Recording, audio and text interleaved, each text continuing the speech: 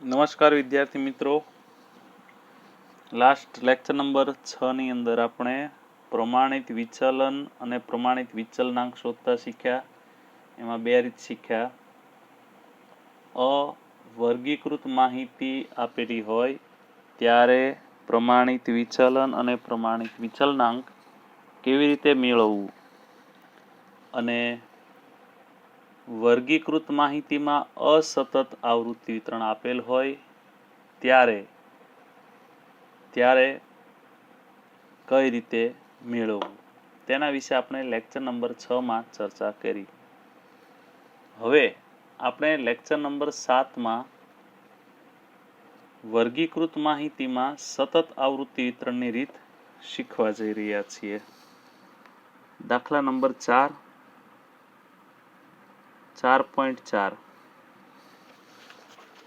રકમમાં જોઈ લઈએ. 50 પેઢીના એટલે કે એફઆઈ નું ટોટલ 50 થશે.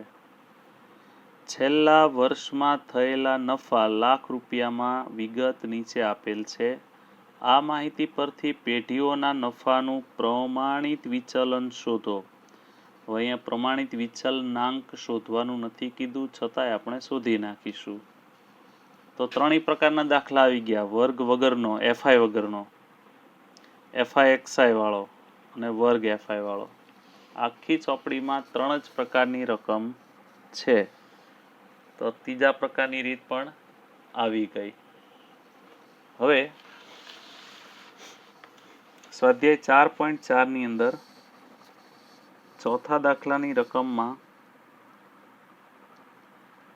પ્રમાણિત વિચલન શોધવાનું છે અને નથી કીધું તેવું પ્રમાણિત વિચલનાંક શોધવાનું છે. ઊભી કોલમમાં વર્ગ 0 થી 10, 10 થી 20, 20 થી 30, 30 થી 40, 40 થી 50. પેઢીની સંખ્યા એફઆઈ 7, 6, 15, 12, 10. એફઆઈ નું ટોટલ 50 રકમમાં જ આપેલું છે અને આપણે એ કીધું પણ હતું. ચાલો, આની અંદર આપણે આ દાખલામાં સીધી રીત કરીશું અને એની પછી પણ વર્ગવાળો દાખલો છે, એમાં ટૂંકી રીતે દાખલો ગણીશું. સીધી રીતે પ્રમાણિત વિચલન શોધવા માટે પહેલા આપણે એક્સ બાર શોધી લઈશું. અહીં જગ્યા રહેવા દઈએ. સીધી રીતે પ્રમાણિત વિચલન શોધવા માટે એસ બરાબર સિગ્મા એફઆઈ એક્સઆઈ સ્ક્વેર છેદમાં N minus sigma FI XI N all square. આ સીધી રીતે પ્રમાણિત વિચલન શોધવું હોય તો બરાબર. હવે એમાં પહેલા જોશે એક્સઆઈ, પછી એ બેનો ગુણાકાર થશે એટલે એફઆઈ એક્સઆઈ, પછી એફઆઈ એક્સઆઈ નો વર્ગ. હવે આ કોલમ કેવી રીતે બનશે? અહીં ઉપર લખું છું એફઆઈ એક્સઆઈ સ્ક્વેર એટલે એફઆઈ એક્સઆઈ ને ગુણ્યા એક્સઆઈ. આ બધી કોલમ બને પછી એસ મળશે. એક્સઆઈ એટલે મધ્ય કિંમત.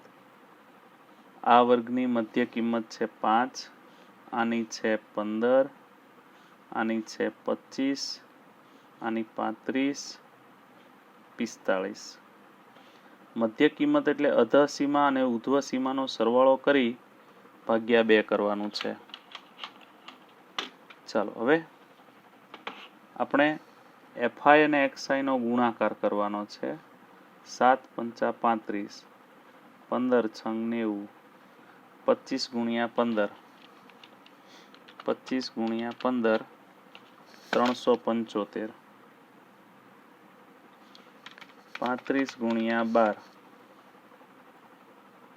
420, 45 ગુણ્યા 10 450 35 વત્તા 35 પ્લસ 90 પ્લસ 375 પ્લસ 420 પ્લસ 450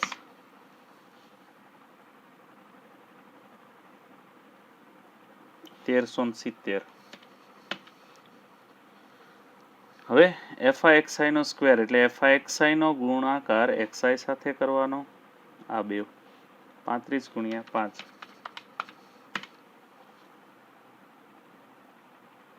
175 90 ગુણ્યા 15 1350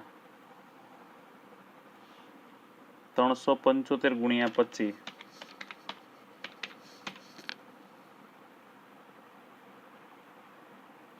420 ગુણ્યા 35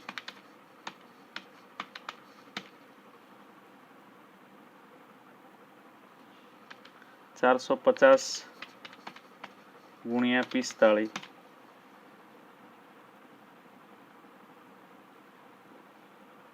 આનું ટોટલ એટલે આ કોલમ 175 વત્તા 1350 175 1350 9375 14700 20250 45850.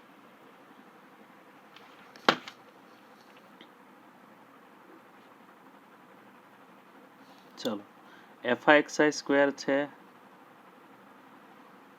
45850 n છે 50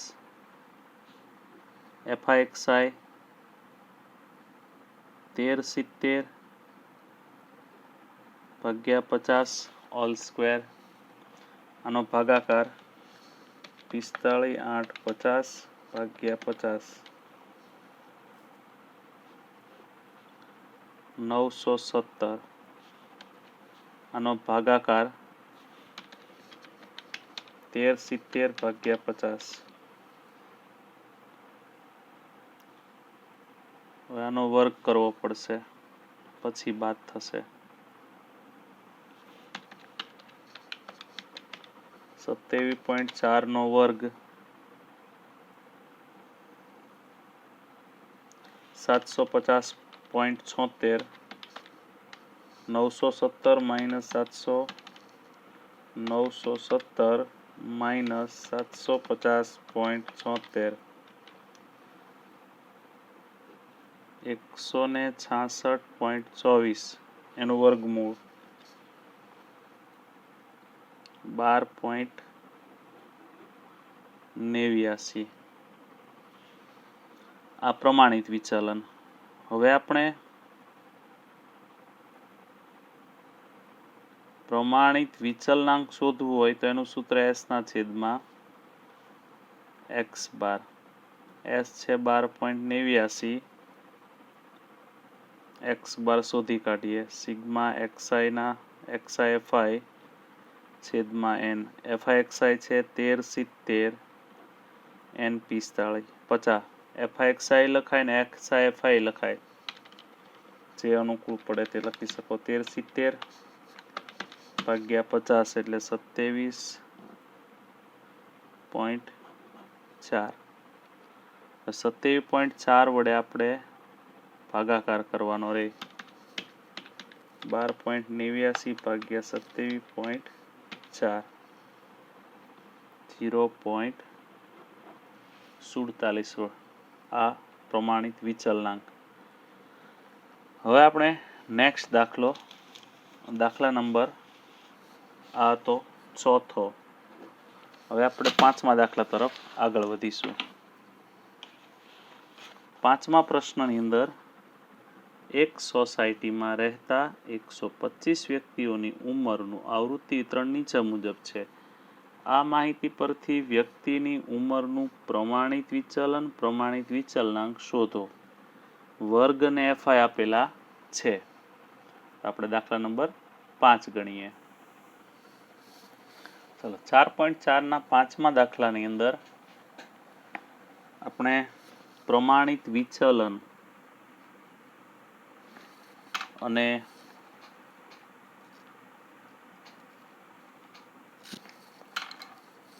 પ્રમાણિત વિચલનાંક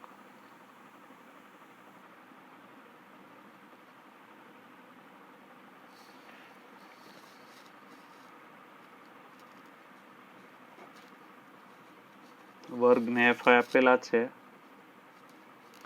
0 થી 10, 10 થી 20, 20 થી 30, 30 થી 40, 40 થી 50, 50 થી 60, 60 થી 70, 70 થી 80, 0 થી 10, 10 થી 20, 20 થી 30, 30 થી 40, 40 થી 50, 50, 60, 60 થી 70, 70 થી 80, 15, 15, 23, 22, 25, 10, 5, 10 એફઆઈનું ટોટલ 125. હવે આપણે આમાં ટૂંકી રીતે કરવાની વાત કરી હતી. ટૂંકી રીતે દાખલો ગણવા માટે S નું સૂત્ર આવું આવશે. S બરાબર વર્ગમૂળમાં સિગ્મા એફઆઈ ડીઆઈ સ્ક્વેર છેદમાં n minus sigma FI DI છેદમાં n ઓલ સ્ક્વેર. હવે સેમ એક્સ બાર જેવી જ કોલમ બનાવવાની. પહેલા તો એક્સઆઈ ની કોલમ, પછી ડીઆઈ ની કોલમ, પછી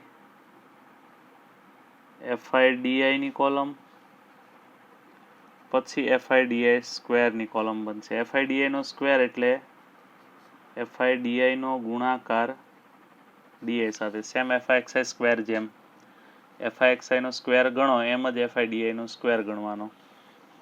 એક્સઆઈ એટલે મધ્ય કિંમત, સરવાળો કરીને ભાગ્યા 2, 0 પ્લસ 10 એટલે 10 ભાગ્યા 2 એટલે 5, 15, 25, 35, 45, 55, 65, 75.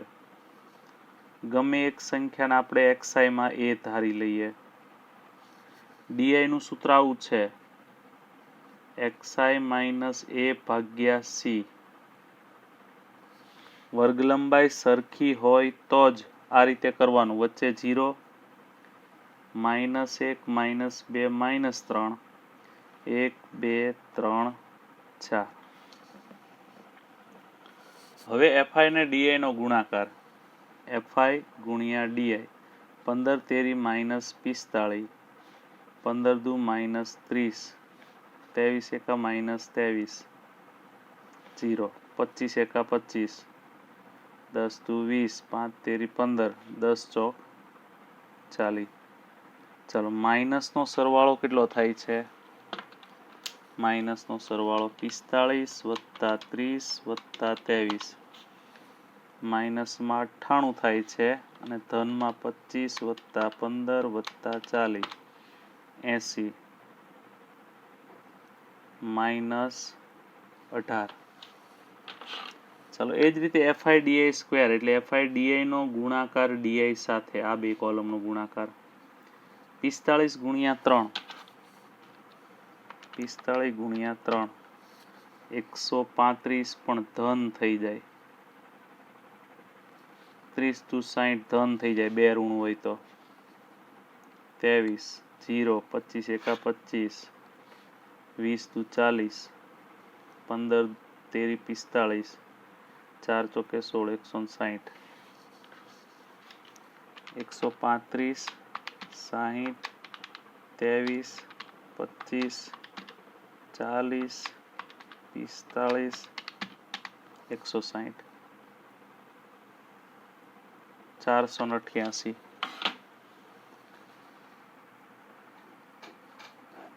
એફઆઈ ડીઆઈ સ્ક્વેર n છે 125, FI DI -18 n 125 whole square 488 ભાગ્યા 125 3.90 18 ભાગ્યા 125 એટલે 0.144 એનો ડાયરેક્ટ સ્ક્વેર કરી નાખો ગુણ્યા એટલે 0.021 બાદ કરવાના 3.90 માઇનસ 0.021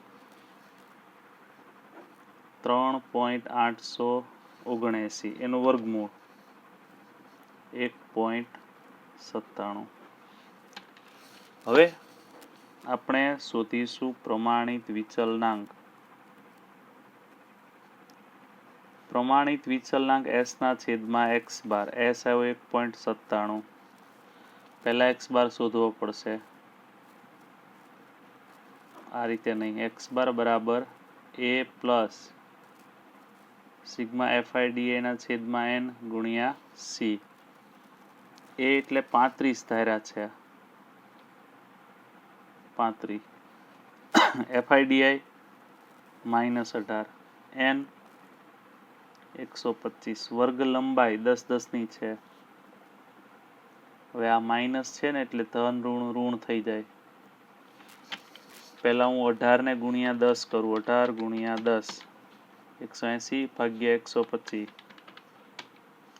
1.44 બાદ કરવાના 35 માઇનસ 1.44 33.56 x બાર 33.56 વડે ભાગવાનું 1.97 ભાગ્યા 33.56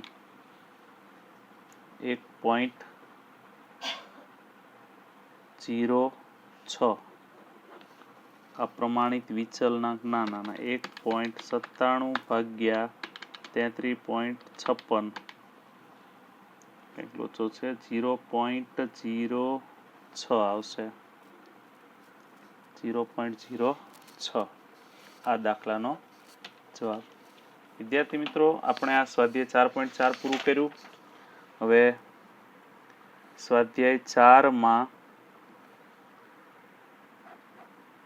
પ્રમાણિત વિચલન અને પ્રમાણિત વિચલનાંક શોધવા વાળા દાખલા હોય ને એ બધા તમારે હોમવર્કમાં કરવાના. બરાબર. અને સાથે સાથે બીજું પણ એક હોમવર્ક ઉદાહરણ 12 થી 18 લેક્ચર નંબર